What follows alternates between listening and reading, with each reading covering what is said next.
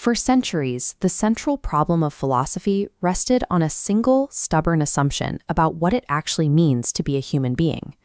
Thinkers like Edmund Husserl approached phenomenology by attempting to understand reality through the analysis of a detached, isolated consciousness, an observer studying the world from a distance. Martin Heidegger dismantled his mentor's model.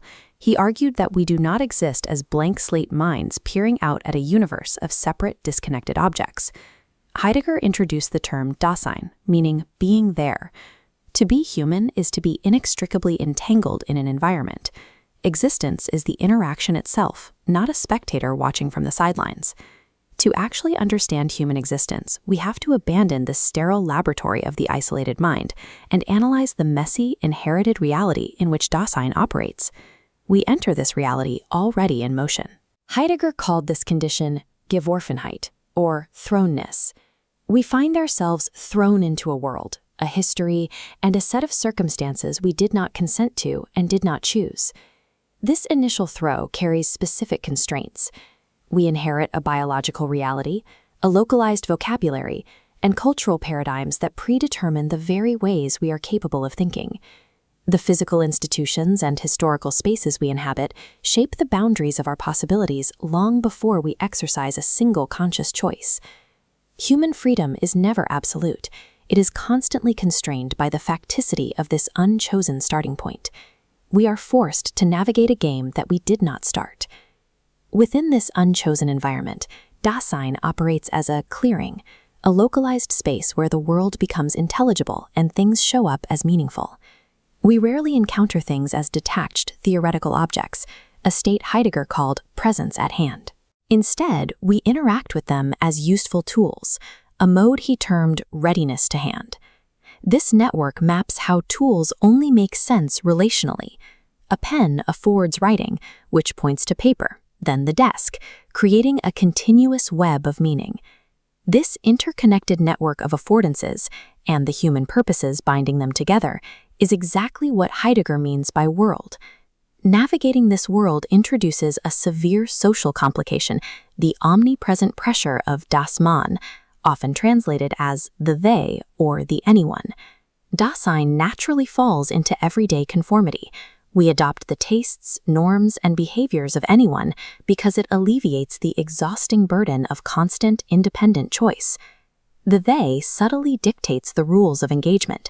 It prescribes what shows up as an appropriate or inappropriate response to any given situation, quietly silencing individual deviation. Everyday existence is lived on autopilot. There is a strict distinction here between fear and angst, or anxiety. Fear identifies a specific, localized threat. Angst lacks any specific object. In angst, the entire network of everyday tools, social roles, and comforting norms collapses. They suddenly show up as inherently meaningless and of no consequence.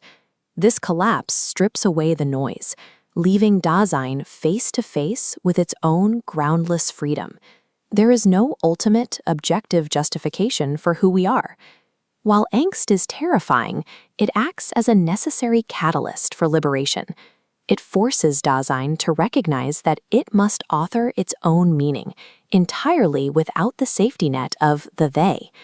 The urgency to author this meaning comes from an absolute limit on our temporal structure. Heidegger termed this sein zum Tode, or being towards death, the ultimate horizon that structures every human possibility. This requires a critical distinction. Demise is simply the biological end of a human body. Death, in Heidegger's framework, is an existential structure that defines Dasein. Existential death is the possibility of the absolute impossibility of Dasein. It is the ever-present reality that our projects, commitments, and identities will inevitably collapse. This flowchart illustrates how temporal finitude creates value by forcing definitive choices. To pursue one specific path is to permanently kill off alternative possibilities. This unavoidable sacrifice strips away the protection of the crowd. Recognizing that our time is finite radically individualizes Dasein. Authenticity, or anticipatory resoluteness, is the act of actively taking ownership of this finitude. It means accepting our thrown choices rather than fleeing from them. An authentic life is not the discovery of a hidden inner self. It is a radically honest, unflinching stance towards one's own mortality and limited time. The theoretical rigor of Heidegger's philosophy invites an obvious question. Did he successfully live up to his own standards of authenticity? His disastrous political entanglement in the 1930s suggests otherwise. Joining the National Socialist Party was a manifestation of surrendering to a dangerous collective they. He erroneously believed the regime could forge a new history of being.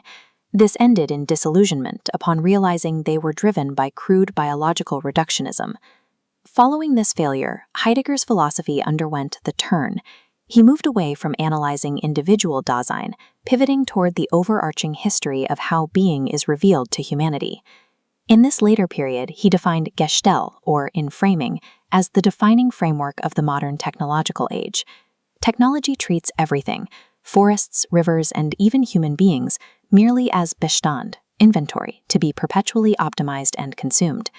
This technological age represents an inescapable, industrialized version of being swallowed by the they, where all human value is reduced to efficiency.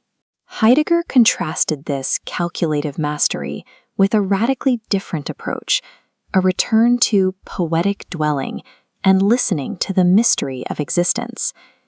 Escaping the nihilism of modern optimization requires us to stop trying to force the world to yield to our demands.